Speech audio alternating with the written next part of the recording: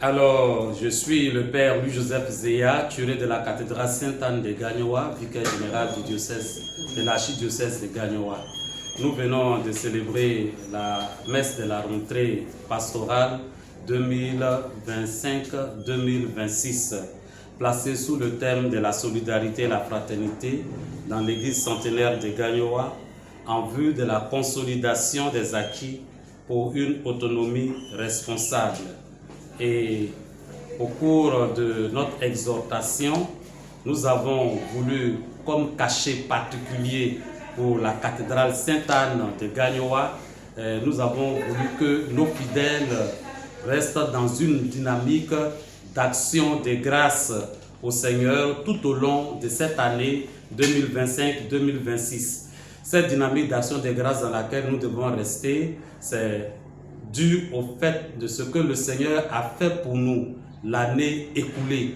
Nous avons fait de grands pas qui ont marqué la vie de l'église paroissiale, de l'église cathédrale de Sainte-Anne, tel que l'embellissement de notre cadre de vie. Mais ce qui est le plus important comme réussite de l'année dernière, c'est le fait d'avoir réussi à ressouder la fraternité, la cohésion au cœur de l'église cathédrale.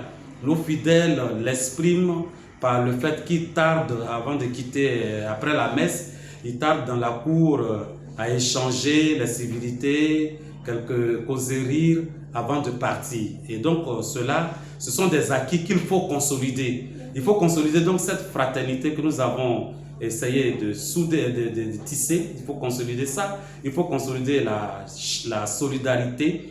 Ce sont les matrices qui nous permettront ensemble d'envisager l'autonomie de notre paroisse, église paroissiale, et par-delà l'église paroissiale, l'autonomie de notre diocèse. Mais sur quoi j'ai insisté, c'est que l'autonomie de l'église passe par l'autonomie des fidèles.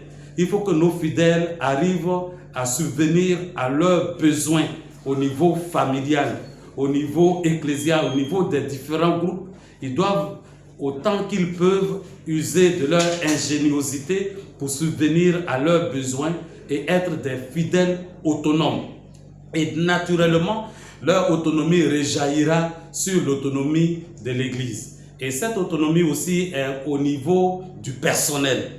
Les ressources humaines au niveau de l'Église, chaque fidèle chrétien doit se sentir comme un agent de la pastorale et non pas un consommateur de la pastorale. Et donc, chaque fidèle, à quelque niveau qu'il est, doit se sentir concerné par la dynamique générale que nous voulons impulser pour que notre Église connaisse un rayonnement nouveau. Chacun s'engageant selon ses capacités dans les champs vastes de la mission pour qu'ensemble, en conjuguant nos efforts de façon mutuelle, nous puissions atteindre les objectifs de cette année pastorale.